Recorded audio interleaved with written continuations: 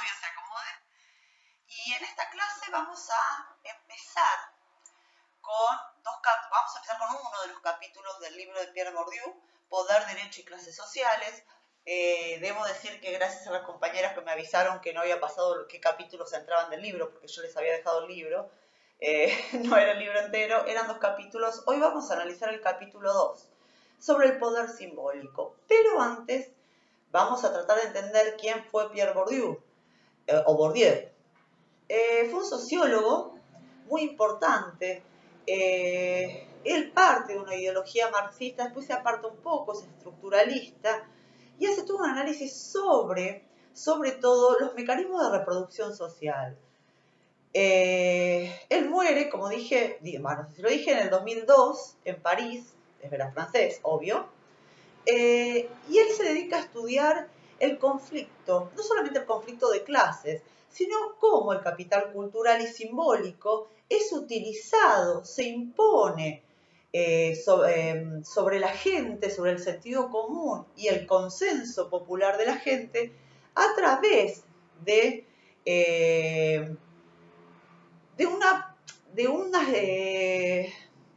son agentes dominantes a través de los medios de comunicación, a través de el discurso, por ejemplo, apoyado sobre un discurso, por ejemplo, otorgado por un título universitario. Ustedes fíjense que la mayoría de las personas que intentan imponer determinada posición o ideología se excusan, por ejemplo, en un título: soy periodista, qué sé yo, bueno, el ingeniero, en el caso del expresidente. Bueno, digamos que el discurso dominante siempre está avalado por un discurso y un poder cultural y simbólico que se impone a las masas y hace y genera en la sociedad una forma de representación de la vida y el sentido común en la gente. Impone representaciones sociales. Vamos a leer lo que dice este capítulo 2 sobre el poder simbólico. ¿Qué dice Pierre Bourdieu o Bourdieu? El poder simbólico es, en efecto, este poder invisible. Fíjese qué interesante, porque es un poder invisible, no es tangible, no lo puedo ver. El poder simbólico es invisible, ¿sí? Es una forma de ejercer el poder sin que nos demos cuenta, que solo puede ejercerse con la complicidad de quienes no quieren saber lo que sufren. ¿Qué quiere decir esto? ¿Sabes qué? A mí la política no me interesa, ellos saben. Bueno, si es una persona que está en el poder o que tiene poder económico, debe saber de economía, yo no quiero saber nada, ¿no? Entonces, quienes padecen este poder invisible, ¿sí?, son cómplices porque no cuestionan el poder, lo aceptan. Dice, quienes no quieren saber lo que sufren o que incluso lo ejercen. ¿Por qué? Porque hay formas de ejercer el poder simbólico, ¿sí?, sin saber que lo estoy ejerciendo, digamos. Estoy generando una forma de pensar, estoy generando un sentido de común y estoy imponiendo una forma de pensar, y a veces sin darme cuenta que lo estoy haciendo. Esto, en esta cuestión de no sé que lo estoy haciendo, hasta uno podría decir, bueno, es casi inocente, pero digamos que siempre están circulando. Y acá podemos recordar a Foucault. Foucault, que habla sobre el discurso y los mecanismos de poder, y dice, bueno, el poder, ¿no? También lo dice Foucault esto, el poder se ejerce discursivamente y es todo el tiempo en las relaciones de poder entre madre-hijo o padre-hijo, ¿no? Pero cuando hablamos de capital simbólico y este poder que está diciendo, del que está hablando Bourdieu, está hablando de otra cosa, del capital simbólico, y fíjense, uno se apoya a veces en un título para ejercer determinado poder. Podemos hacer la articulación con lo que yo les dejé, esta historieta o esta grilla de Mafalda, ¿no? Donde fíjense como en ese ejemplo, este sujeto que estaba reafirmando su subjetividad cuando le tiene que decir, porque en realidad provoca ¿no? En el papá de Mafalda, que el papá de Mafalda le pregunte a qué se dedica, porque no es inocente, y esto es lo grandioso, ¿no? Me parece que lo conozco, lo tengo de algún lado, ¿no? Es como aprovechar para reafirmarse, ¿no? Que en realidad él tiene un lugar de poder, ¿no? Y es para poder separarse y es para poder encontrarse, ¿no? Encontrarse con su realidad reafirmar su realidad subjetiva y encontrarse con una objetividad que estando desnudos no la encontramos, porque estando desnudos no hay capital que cuente, somos todos iguales. Fíjense, ¿no? Hay situaciones en las que uno parece ejercer un poder, pero el poder se tiene que demostrar, porque ¿qué lugar donde uno se sienta en la playa? No sé si alguna vez les pasó, espero que hayan tenido la posibilidad de haber ido a la playa alguna vez, y uno se sienta medio en pelotas ahí y no sabe quién es el otro, porque la verdad es que estamos todos en pelotas, ¿no? Y ahí no cuenta nada, o sea, lo único que sabemos que tenemos en común objetivamente es que estamos en la playa. Por lo tanto, todas y todos suponemos que hay cierto capital económico dando vuelta, porque realmente no cualquiera puede ir de vacaciones, sobre todo en los últimos 4 años, ¿no? Donde no cualquiera podía hacerse esas vacaciones, salvo que tenga un familiar o alguien que viva en la costa, pero si no, o que uno viva ahí. Pero si no, en la playa estamos todos desnudos. Es la desnudez, ¿no? Es la desnudez de no se encuentra un capital simbólico ahí si no se nombra. Por lo tanto, si no lo nombro, no me encuentro con mi realidad objetiva que me garantice mi subjetividad. Cuando esta grilla de Mafalda le dice, ¿no? Ah, no, el señor es porque provoca que le pregunte, ¿no? Porque a ver si se encontraron en algún lado, como el papá de Mafalda trabajaba en el banco, ¿no? Y le dice médico, y ahí está en un lugar más alto, ahí se reafirma subjetivamente, ahí se puede comprobar esta relación de poder que yo estoy superior a vos. Entonces le dice, ah, no, seguro que no, ¿no? Y el papá de Mafalda queda como chiquitito. Ahí es donde Bourdieu plantea esta cuestión de la imposición de los mecanismos de poder a través del capital simbólico. Es interesante, o sea, es complejo, ¿no? El capítulo, pero si uno va desmenuzando y tratando de entender, yo les puse así, les marqué este cuadrito que tenía Bourdieu en el libro y que tiene en el capítulo 2, estructuras estructurantes, estructuras estructuradas y instrumentos de dominación. Estructuras estructurantes, instrumentos de conocimiento, de construcción de un mundo objetivo, el consenso. Una estructura que estructura a través del consenso de la gente. Necesito el consenso que me determine a mí como en un lugar de superioridad. Lo tengo que lograr.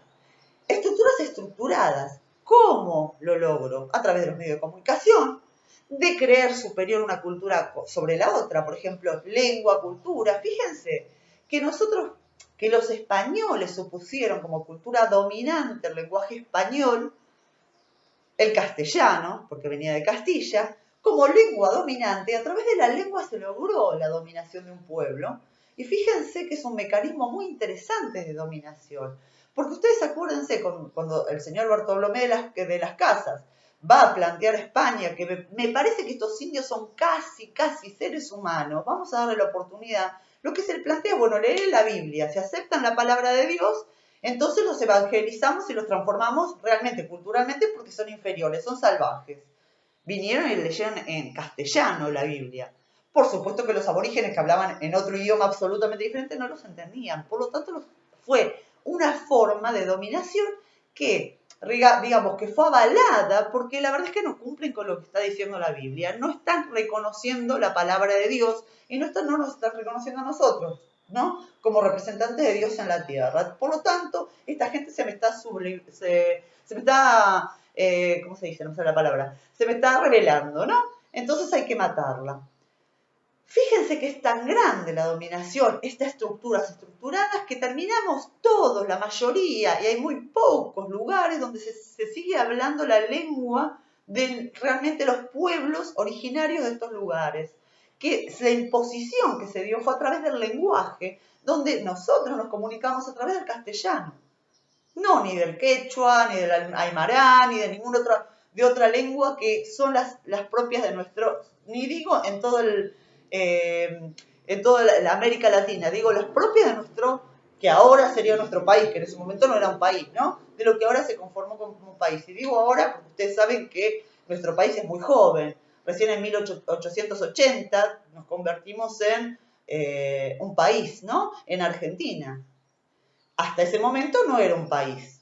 Entonces fíjense que estas estructuras estructuradas ahora ya no nos andan matando por ahí si pensamos, ¿no? O si tenemos la piel más, entre comillas, digo, sí, lamentablemente sigue pasando. Pero digo, ahora los medios de comunicación son los que hacen, a través de los periodistas o pseudo periodistas, inventar noticias, generar el sentido común o formas de pensar, una manera de dominación cultural.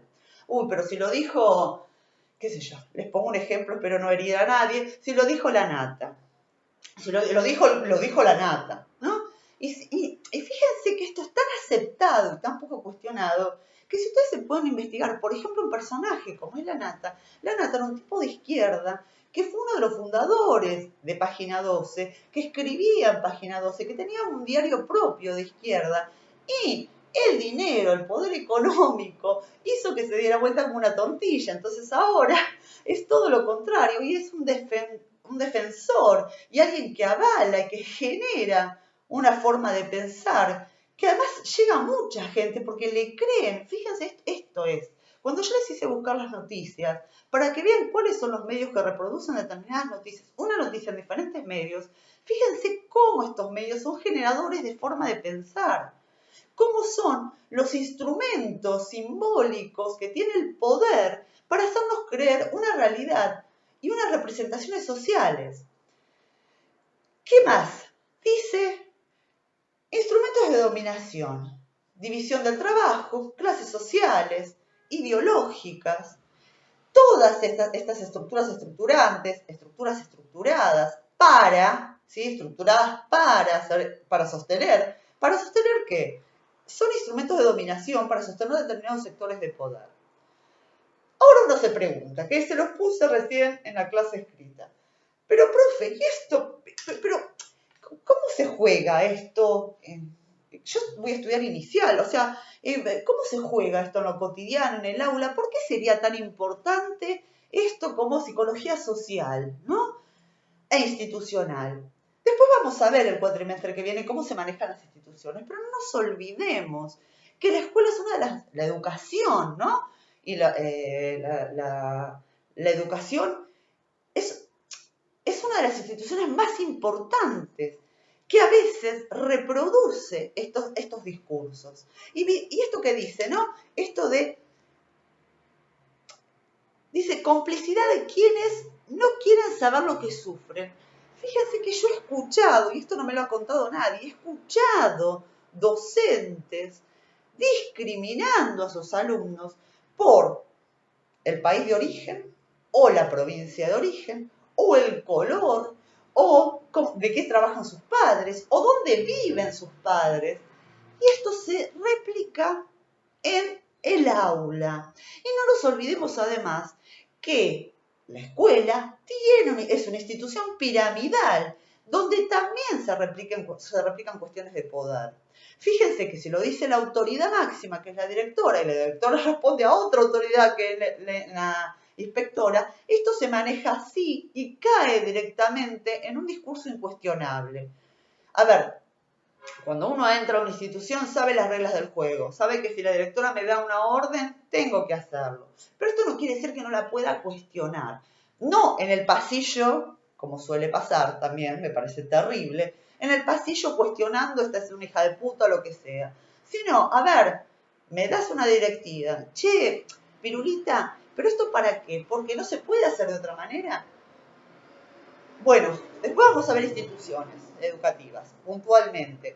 Pero digo, esto que se da en nivel macro social, no se olviden que la institución escolar es casi una reproductora de esto que se da en lo macro. Entonces yo termino tratando a mi alumno o veo cómo entre ellos se tratan y cómo se juega esta socialización primaria, esto que me enseñaron, ¿no? Y acá hablo de los chicos, esto que escuchan de sus padres, estas miradas que tienen los padres sobre los niños o sobre las cuestiones sociales o sobre discriminación por el lugar donde vivió, por ¿no? Estos negros de mierda, estos bolivianos, estas cosas que se repiten y que el nene los hace y lo juega y lo manifiesta en el curso, en el aula. Quizás con una actitud sumisa, si es una persona que viene de algún otro país o del interior del país, ¿no? Dejándose avasallar y el otro avasallando sobre esto. Nosotros como docentes somos los primeros que no tenemos que reproducir estas cuestiones de poder y sí ser conscientes y sí, como dice acá, ¿no? Dejar de ser cómplices de esta reproducción del poder simbólico.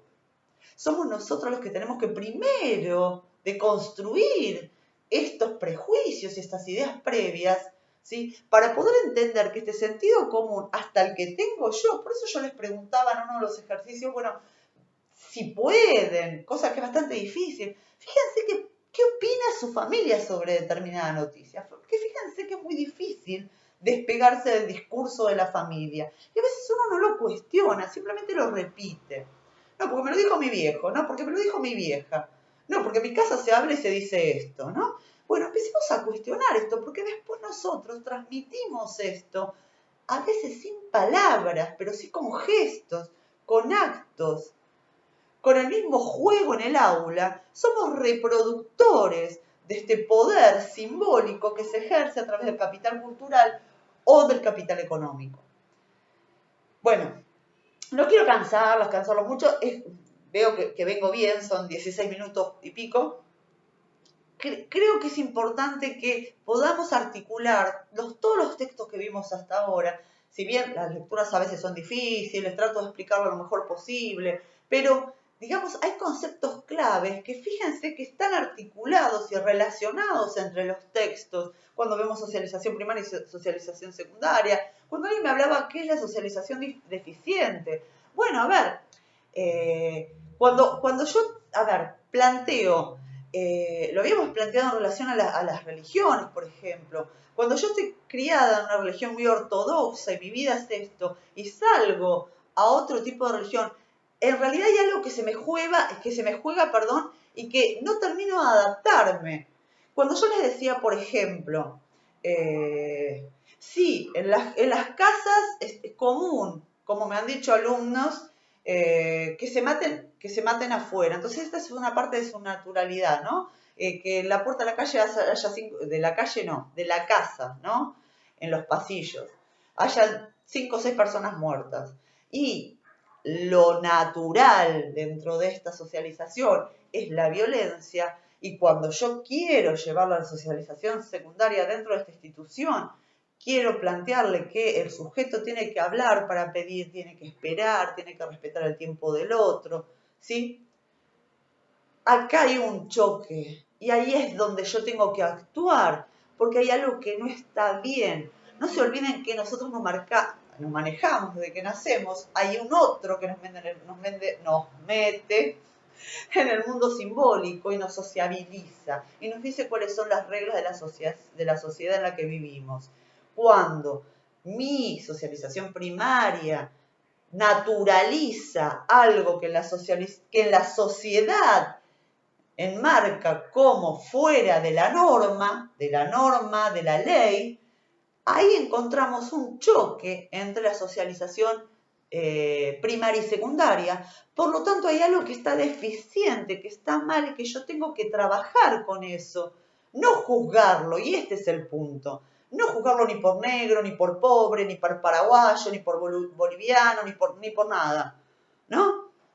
Ni porque es un hijo de adicto, ni porque... No, digo, yo no puedo juzgar, lo que tengo es que trabajar con esto que está deficiente dentro de las normas de la sociedad. La sociedad tiene normas, la norma hay que respetarla porque vivimos en una sociedad, si no nos matamos entre todos.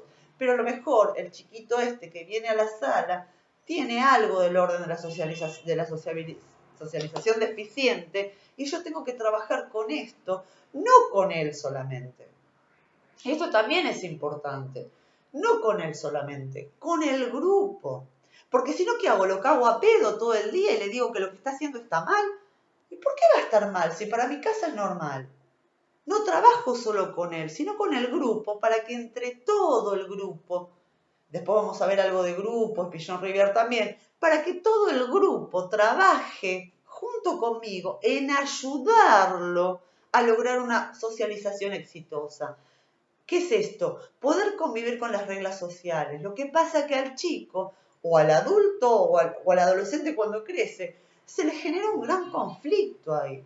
Porque en casa me dicen una cosa y en la escuela me dicen otra. Entonces no pasa porque yo lo rete al nene. Pasa porque a través del juego, a través de actividades con todos los chicos, podamos ayudarlo a que deje de naturalizar algunas cuestiones que en su casa se dan como naturales y como normales, pero esta norma de la socialización primaria choca contra la norma de la sociedad en general. Por lo tanto, hay que ayudarlo a poder hacer una socialización secundaria que le permita vivir en la sociedad, no ir en contra y al choque de la sociedad.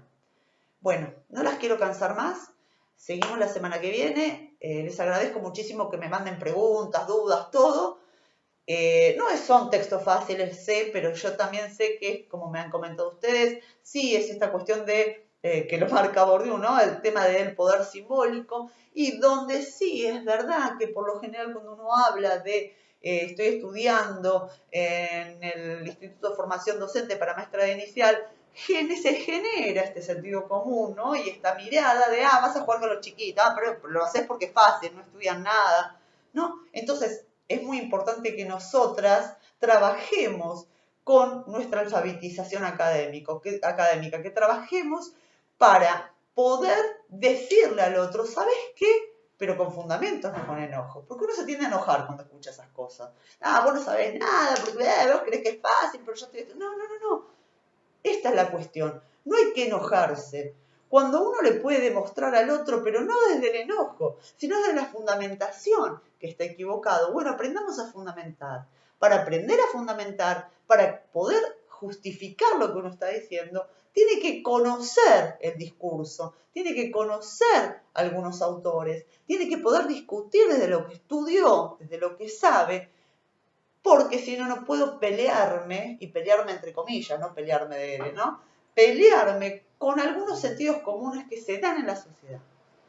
Yo no puedo decir, y esto es una apreciación absolutamente personal, pero ya que lo puse de ejemplo hace un rato, lo digo ahora abiertamente para poner el ejemplo. Yo no puedo decir, y es mi opinión, perdón si ofendo a alguien, que la Nata es un hijo de puta, si yo no conociera la trayectoria de la Nata. ¿Desde dónde lo conozco? Hace muchos años, muchísimos años, que lo he escuchado, que lo he leído. Entonces, cuando yo digo algo, lo estoy diciendo desde la fundamentación.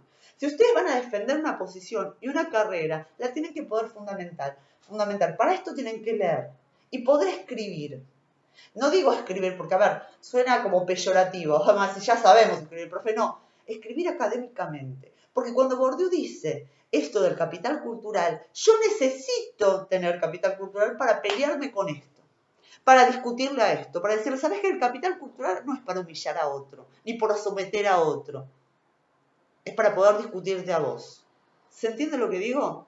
Entonces, no nos enojemos con las lecturas, es obvio que no las van a entender en la entrada, busquen en el diccionario, en el celular, donde sean las palabras que no conocen, aprendamos. Es la mejor manera de defender nuestra carrera, desde este capital cultural para discutir al otro, a este otro que me hace generar, o que genera, o que tiene un sentido común muy diferente, y que desde el sentido de las representaciones que tienen nos tiran abajo y nos hablan peyorativamente, como el médico que le hablaba al papá de Mafalda. Pero hay que ver si tienen esta posición de médico, el que está discutiendo esto, si sabe algo de lo que yo estoy estudiando, esta persona que me está criticando.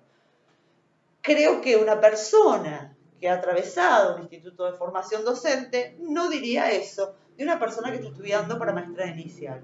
Entonces, en lugar de enojarme, tengo que fundamentar desde un capital cultural que me permita discutir con eso, no agarrarme de eso para rebajar y para generar un sentido común de que el otro es menos que yo porque no tiene este capital cultural. Al contrario, para poder respetarlo aún más y ayudarlo, porque este es nuestro trabajo desde la docencia, ayudar a este niñito, esta niñita, que le han dicho y que se ha creído, porque se lo decimos todo el tiempo, porque lo dicen hasta algunos políticos, como les puse en el trabajo que les escribí recién, ¿no? Que los pobres nunca van a llegar a la universidad, que se cayó en la educación pública. ¿Sabes qué? Yo te discuto esto.